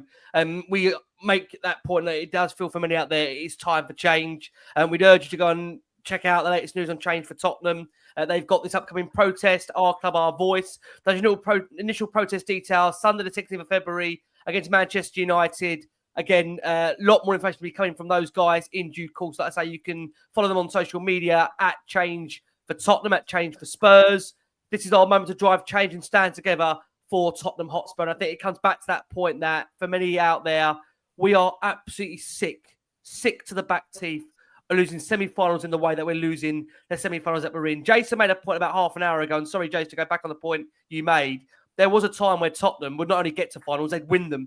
And I think when you look at the last kind of 5-10 years, the amount of times we've got to semi-finals, quarterfinals, finals, and not got over the line, that actually isn't a representation of the history of this football club before early 80s, early 90s, before Enoch's point in time. Really important we make that point. We have to. Look, in terms of the team, and look, we're going to go very, very quickly in terms of the game itself, because I think many are absolutely sick of hearing about the game and the nature of it. We made a couple of changes. Obviously, I think many were hoping to see Tell start the game. He didn't. In terms of what Tottenham did have to offer out there, we are still without 9 senior players, just to be very, very clear. And obviously, of course, this has been bolstered by the arrival of Kevin Dans from Lens, Matisse Tell, obviously on that deadline day. Danzo started alongside Ben Davies with Archie Gray right back, Jed Spence on the left, Porro on the bench with Tell. We are, again, just to be very, very clear, still without Mickey van der Ven, Christian Romero. We are not in any way understanding at the moment a point of time frame in terms of when they will come back. Tottenham's team lined up with Kingsley Gray, Danzel, Davis, Spence, Bentancur, Bissouma, Sarr, Kulusevski, Richarlison, Son, a bench of Austin, Reguilon, Casanova, Porro, Bergvall, Olasise, Tell, Ajayi, Moore.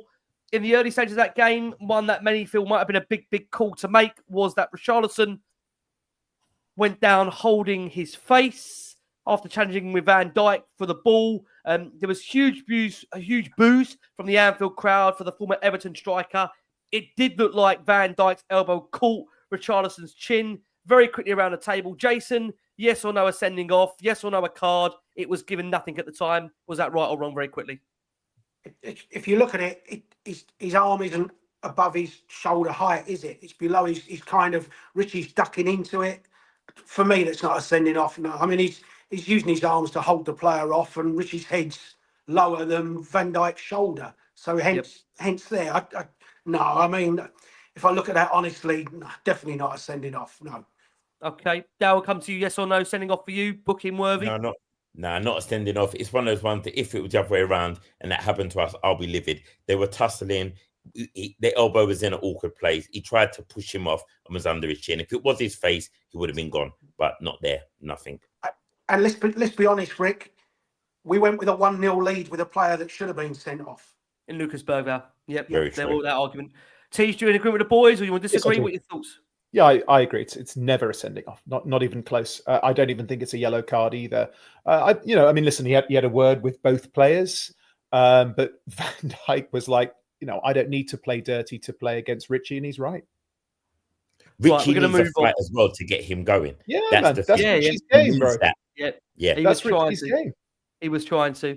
Look, in terms of the way that first half did play out, again, we mentioned there was a bit of a collision between Kinski and Davis on the edge of the box where the keeper trying to catch the ball.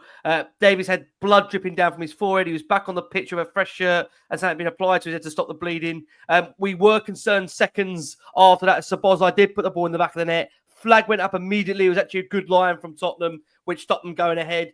It didn't take long, though. Liverpool did take the lead in, typical kind of circumstances. A Salah cross makes it all the way to the back post where the unmarked Gakpo half volleys in. It came after Tottenham lost the ball in midfield. I think we've given Bissouma enough critique as on this show, but it was such an easy pass to break the line for Tottenham that Bissouma just gave it right back to Liverpool and they go in front. I mean, again, Jason, I'll ask you that question just on the goalkeeper for you. Kinty could have done better with that opening goal, do you think? Go back to the original mistake, mate. You're right. It was such an easy ball for Bissouma to play. We lost it. And from there, it was actually harder for Bissouma to give it to a Liverpool player than it was to give it to a Tottenham player. Unbelievable. Yeah, I think it looks harder on Kinski because when you see it in slow motion, but the pace of the ball just beat him. From one angle, I thought, he could do better. But when I first saw it go in, you think, the annoyance is that far more people than Kinski, that's for sure. Yeah, I also think, sorry, boys, just to jump in. It's that point that I was making earlier. You're better having nobody there than somebody who's going to perform like that. Remember I was saying earlier, you better have a man down, because if you pass it to him, and like we've all said, that's so simple. That's such a simple pass. When you don't connect it, it catches everybody with their trousers down. And that's why we were up against it. Sorry to jump in, Jason, but yeah, I'd rather have nobody there than somebody there like that.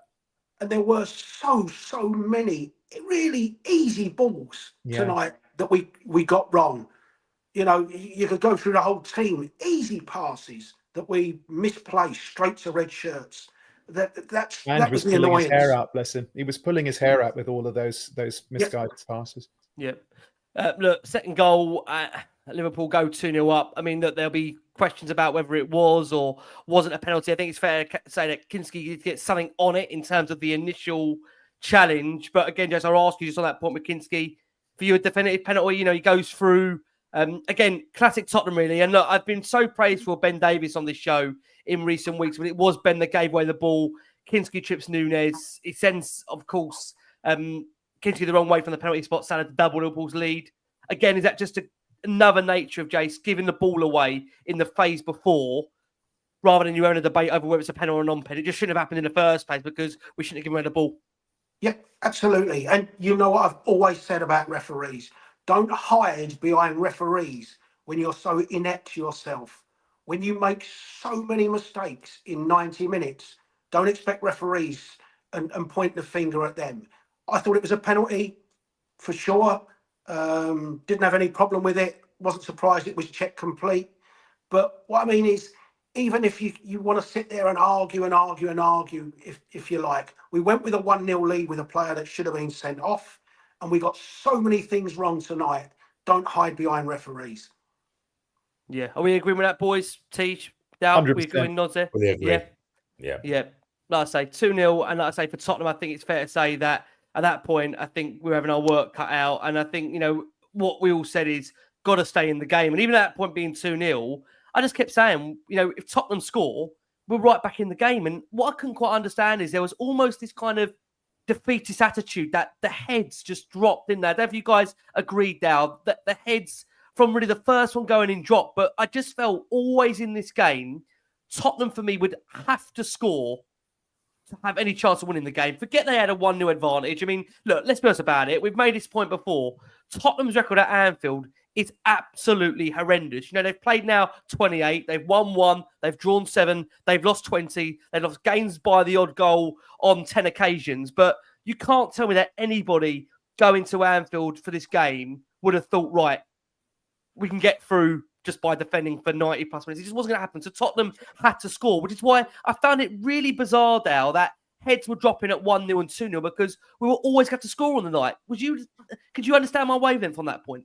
I hear your feeling and I hear your thoughts. I think it's interesting because I just thought about it now though, as you think about the game. 20 minutes in, we're still winning. 1-0 up is still 0-0. There was a plan. As I think about it now, there was a plan. And the thing about the plan, it was so reliant on Richarlison. Unfortunately, he was the linchpin of this plan because we needed a focal point up top for the ball to stick to bring players in. There was some kind of we are sitting behind the ball and we're going to try and get Liverpool on the break. But it was this defensive mentality. But fear kicked in and we sat too deep. So what happened was, Ricky, we were terrified.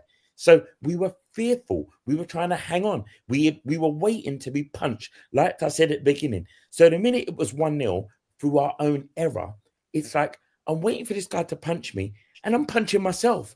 The weapon I've bought to hit him with, I'm hitting myself with it. So what are we doing here? So I can't help myself because they still ain't hit me yet. They're still going to get me. And I've got myself twice. And that's what we did. As Jason quite rightly said, it was errors of our own. 2 mistakes, 2 things that could have been easily rectified by us that gave them a 2-0 lead now. We're now needing to score. We now need to score 2 to win in normal time at Anfield with our depleted squad. No Richarlison. We have no focal point up top. Remember, players are not stupid. They looked at that team and went, this is hard now. We're struggling. Tell comes on. God bless him. Like, I'm not going to be disrespectful to Tell. I don't know who he is. I don't know much about him.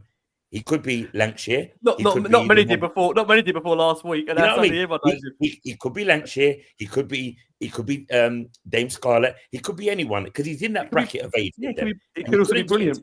Like they can't get into us, and I don't want to put all the pressure on him. And he came on and he tried and he worked hard and he was industrious and he tried to do nice link-up play. But as fans, it's all on him now because Son's out of the game. Kulu can't carry it. There were so many things wrong tonight. I could be here all night highlighting I know.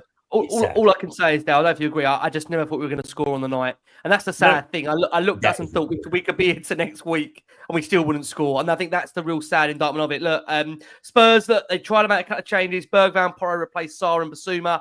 Jed Spencer went into right wing. Kulusevski went into the middle and Archie Gray went to left back. And as Dale made that point earlier, Archie Gray, blessings, played every position bar the one he wants to play. Will he ever play there? I mean, this is the thing. Will he ever play at the position he wants to play? As Liverpool had a third. They slice through the middle. Szoboszlai hits home, slots home for Liverpool. Sonny then consequently hits the crossbar from a shot from a tight angle.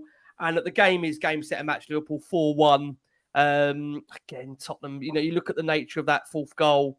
It's not great. You've got to say defending from Tottenham. Not great at all. And, we talk about the nature of the goal itself and the way it comes across. Van Dijk rises head home from a corner.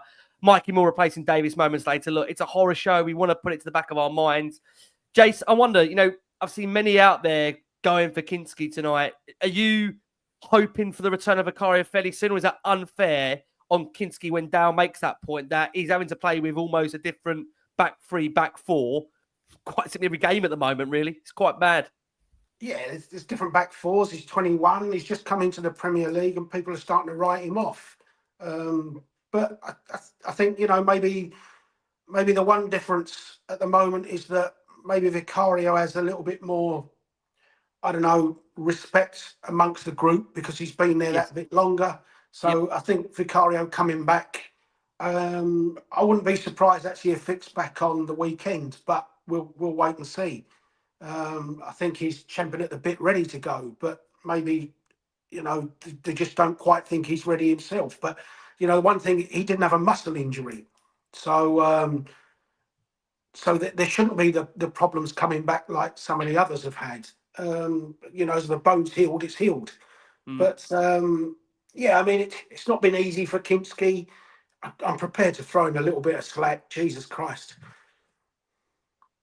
Yeah, I agree. I mean, like I say, I think you're putting the guy in a very difficult situation. I think, Dal, if you don't mind me saying there, what you did for listeners and all, you were kind of mouthing the fact that, I think it's fair to say Vicario is quite authoritative in the way he talks to some of the players.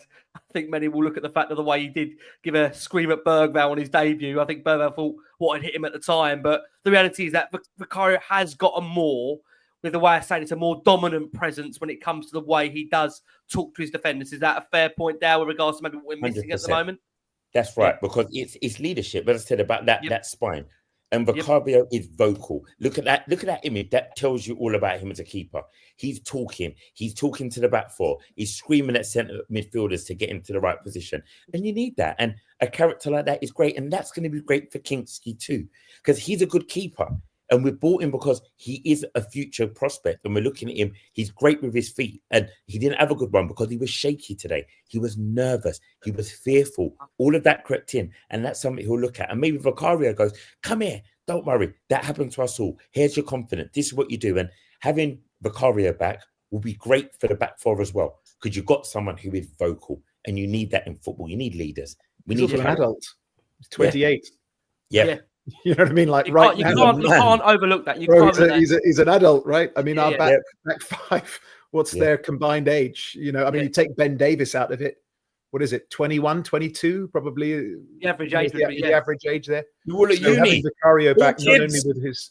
Yeah, exactly. Like, not only with his, doesn't it? It goes back to the same problem that we discussed. There's a lack of leadership. There's a lack of guidance. There's also a lack of know-how. And I think, again, lack of seniority, lack of experience, a lack of depth.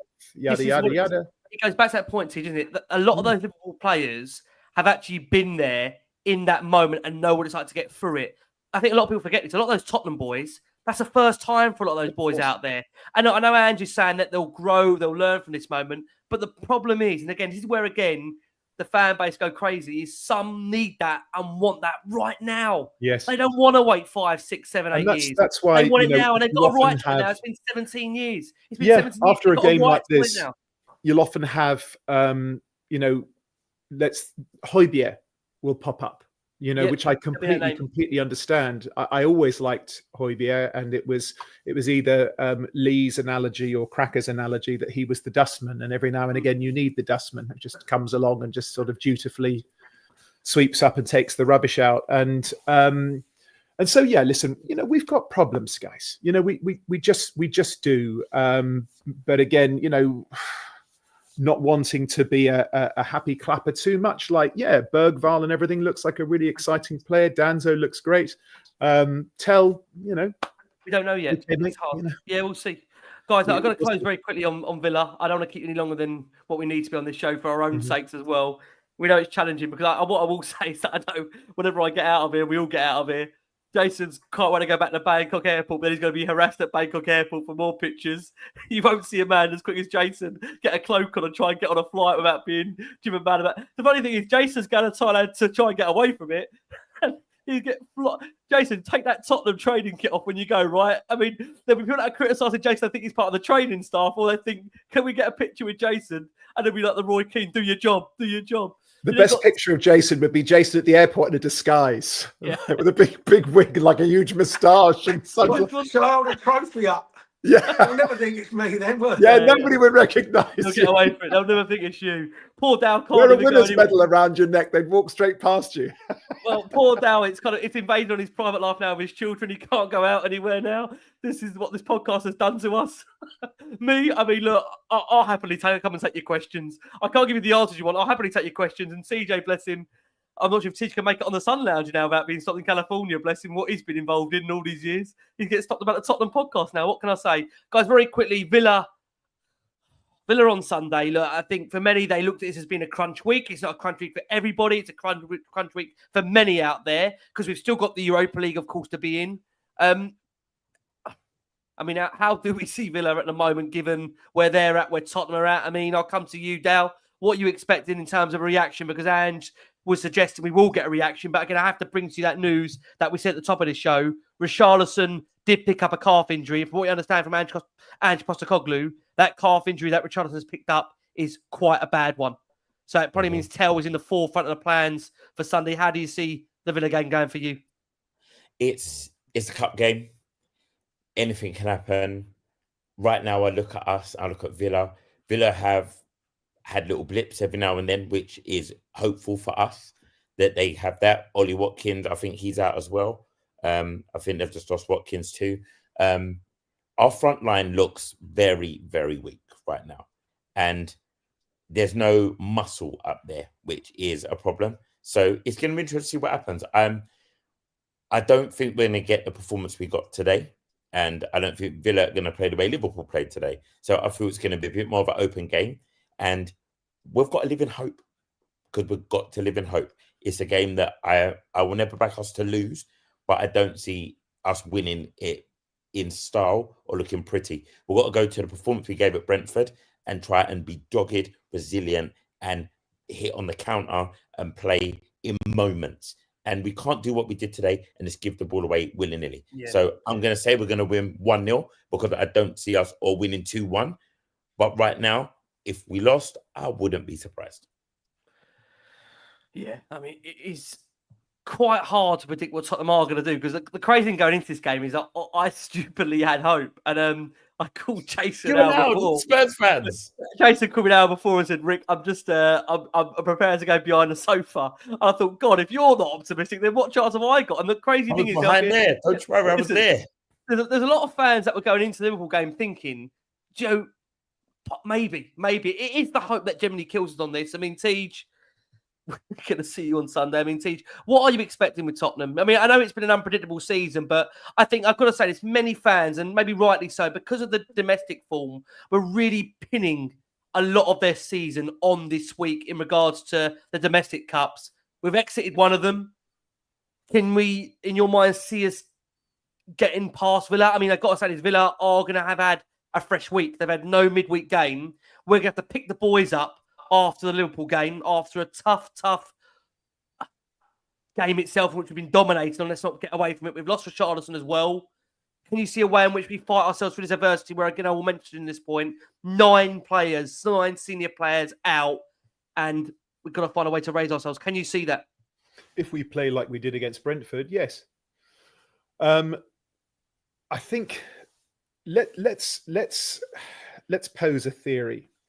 Would this abject, listless, toothless performance today inspire us to say, in the Villa game, the very simplest pre-game speech you could possibly do, let's do the opposite of what we did at Anfield and see what happens? Because again, it's a cup game. It is a free swing. This isn't a league game. There are no points to be won.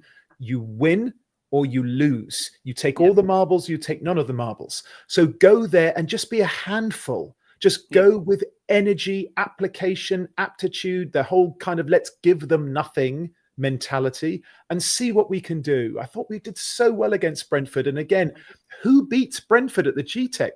Who wins there?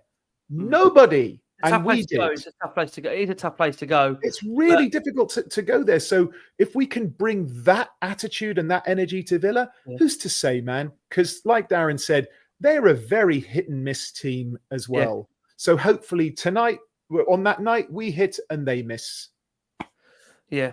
I mean, Jace, look, it's interesting when Ange has gone publicly to suggest that the players didn't play the way he wanted them to. I wonder if that will get a positive reaction or a negative reaction from the players. I mean, you're never quite sure how that's going to go, are you? Because as a manager, what do? Do you come out and lambast them? Do you come out and support them? I think he's kind of suggested that it's a difficult time right now, but at the same time, also suggesting that the players didn't play the way he wants them to. How do you see Villa playing out in your mind, Jace, when there's no Richarlison there? We've had to play this game midweek. Villa have had a fresh week. Villa's form also been up and down this season. I mean, they've been very inconsistent. We know Spurs have won their 6 out of the last 10 occasions. They've had a couple of 4-0 wins there as well. Can you judge it, Jace, at the moment? It's hard to, because Villa have that advantage, don't they? They haven't played this week. Yep. I think if Villa start at a really high tempo and get the crowd on side quickly, then it will be hard for us. But I do expect us to show a little bit more than we did tonight. Or not a little bit more. I expect us to show a lot. Listen, we've got to have a shot on target. Absolutely. I mean, can't go there without a shot on target, my God. And those players have to look at themselves and understand that was unacceptable tonight and give us a hell of a lot more. And then it might just come down to, again, a little bit like I said about earlier with Liverpool's bench, if Villa overrun us in the last 20 minutes because we can't change it or we're just knackered, you kind of have to think, well, that's how it's going to be. But you've got to show the fight at Brentford, and we've got to be in the game going into that last 20 minutes, that's for sure. We can't just get blown away again. But I've got this weird thing. I just feel that we will get something at Villa. I don't know, maybe our record at Anfield, players go there with no belief. I go there with no belief. I mean, I booked a flight to Thai to go on holiday for when the cup final was on, because I knew full well we weren't going to get anything from Anfield. Part of that is the supporters go there with no belief. But I do think we go to, when you look at Villa, was it 6 times in the last 10 years we've gone there and won 4-0? Then you do have just that little bit more belief that you can go and get something. And Villa have been hit and miss. West Ham went there, got a draw last week when actually West Ham were probably the better side. And Villa will be playing with new players as well. Well, Marcus Rashford. Do they get a lift from that, or are they a little bit all over the place from that? Not quite a settled team. So, but my one worry is Morgan Rogers in midfield. Somebody has to get a grip and not let people run off the backs of them, because Morgan Rogers is brilliant at doing that. That's for sure. Yeah, listen, I totally agree on that point. Dal, I want to say a massive thank you. I think you said something that's quite apt during the show, that for a lot of fans right now, football is meant to be an enjoyment and escapism. And the reality is that it's not quite enjoyable right now. There's no getting away from that. Some maybe feel the need to take a break and have other hobbies out there that bring them more pleasure in their lives. And again, mate, there's a lot of people that absolutely adore and love when that little announcement goes out on a 1 o'clock that you're coming on the show. You get so much love for coming on. I know for you as well, it's particularly hard when someone like you is such a positive person in life to have to come and then try and pick out something out of maybe nothing. That is hard to do. So I know, again, that we've put you in this difficult position many, very often on Last Word on Spurs when it's cup games. So I want to say a massive thank you to you, mate, because I know how much you're loved to a point where you can't even go to any entertainment venue on a weekend. And that's not the top of the stadium, by the way. That's just any entertainment venue and get a break. So thank you. And we'll just try and swarm those Tottenham fans away from your private life as much as they love you as well. But no, I'm here for it. Rick, I'm here for it. I will take it. I'm here to chat. As I say, even on a hard day, I'm here because, as I say, I try to take away the emotion sometimes and try and get a balance. And like I say, I'm not going to be the one that you always agree with. And it's a balance. That's why this panel works. That's why all the people who come on this show work. Could we give you a different perspective?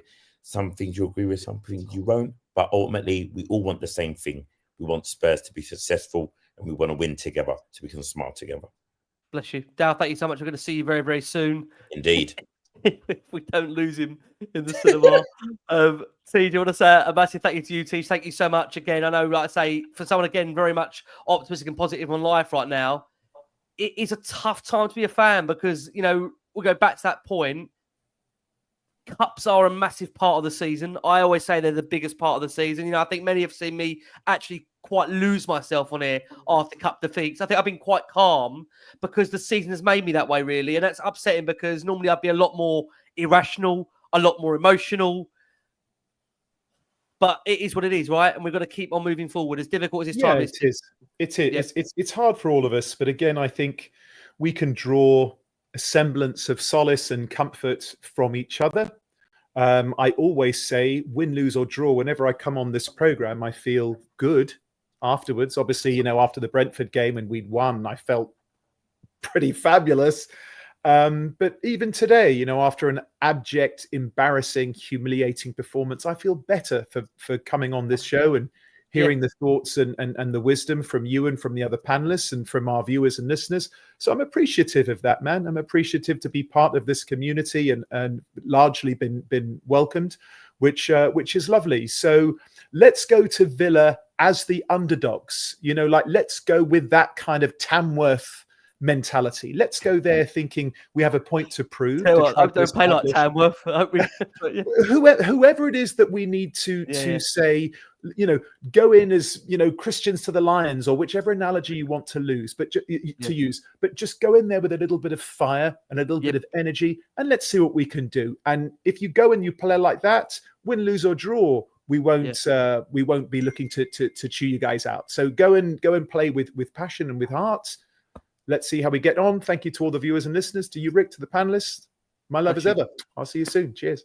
See you, thank you so much. I mean, Jason, we have to remember that point as well, just to put some perspective on it. Many won't want to hear this right now. We are playing a side, Liverpool, that are going to most probably win the Premier League. They're top of the Champions League group as well.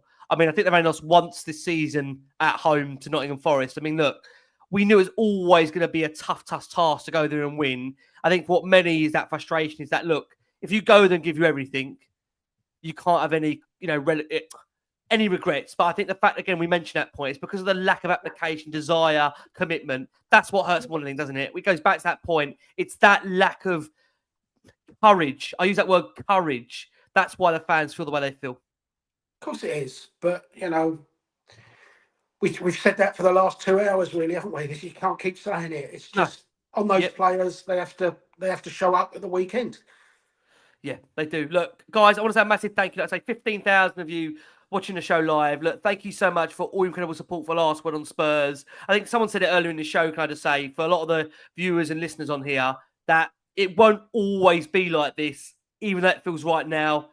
It is always like this. It won't be. You know, the tide will turn. I want to say a massive thank you to this wonderful panel that we've kept for many UK time. That'll be on midnight. TJ, bless him, the sun is just rising where he is. He's got a day of this now. Think about him. We've got to wake up. We're going to hopefully forget about it, and we won't forget about it because we'll be first thing in our minds when we wake up. TJ's got a day of it, and he's got to wake up again from it. So I want to say a massive thank you. Dal, thank you so much. We'll let you slide back off into the world that you're in. It's Dal puts the hoodie over his head and lives to fight another day.